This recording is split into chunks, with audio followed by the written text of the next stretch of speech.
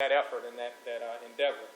I think that it is important, as I have seen some recent documentation that tried to suggest that the city of Jackson or my administration did not fund the effort of our police department to the extent of other administrations.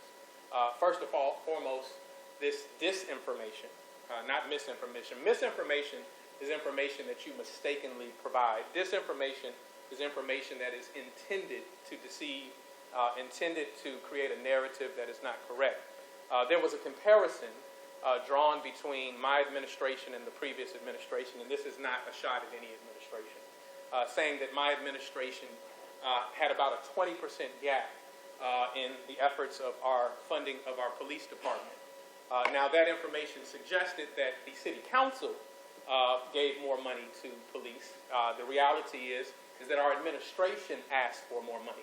So not only did our budget reflect a higher contribution to our police department for various initiatives that we've been a part of, that documentation also didn't recognize the fact that under the previous administration, a very large part of the police budget was community improvement that was housed under the police department.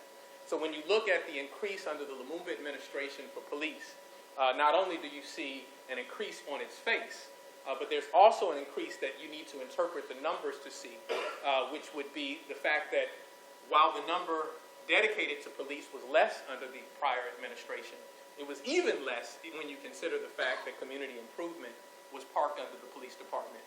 And under our administration, it was delivered back to planning and development as it is traditionally housed. And so that is a significant increase in police. This has gone towards efforts of getting body cameras on our police. This has gone towards an effort of giving new vehicles to our police. This has gone towards an effort of creating cameras in places and blind spots across the city.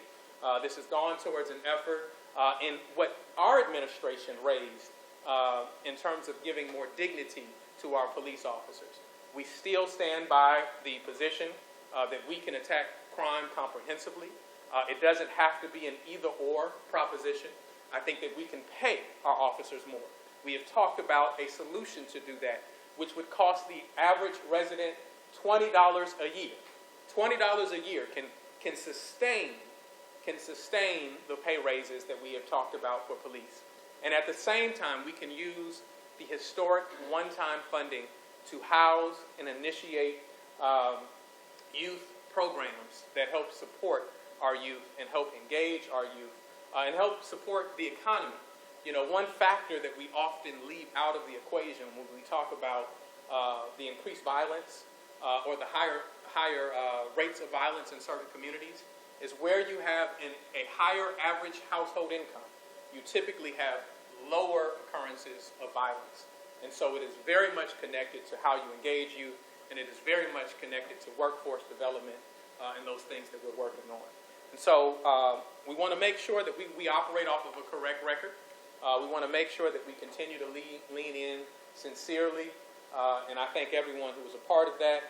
We have to make certain that it's not just an academic discussion, but that there are actually boots on ground in every regard. And I'm not just talking about law enforcement, but our personal boots to make sure that we are interacting and engaging with young people in every way.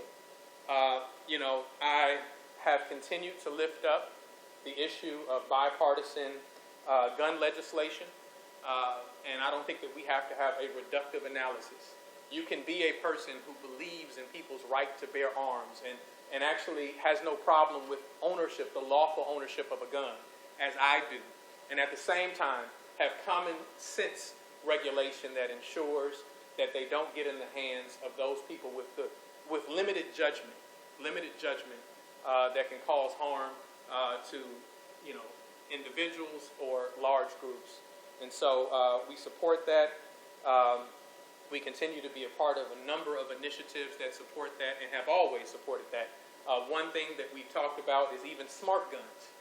Looking at how we can support the advancement of technology that allows for a fingerprint or someone's fingerprint to actually unlock a gun or allow a gun to be utilized, and how we even allow our law enforcement to use guns that are smart in that regard. So that, one, It creates a safer environment for them, where someone can't snatch their gun and then use it. But it also creates greater control over the guns that are commonly traded in the open market, and we want to make certain that they are safe. With that, those are the fireworks. Okay, I thought you touched that, but I'm going to let you get that. So, several weeks ago,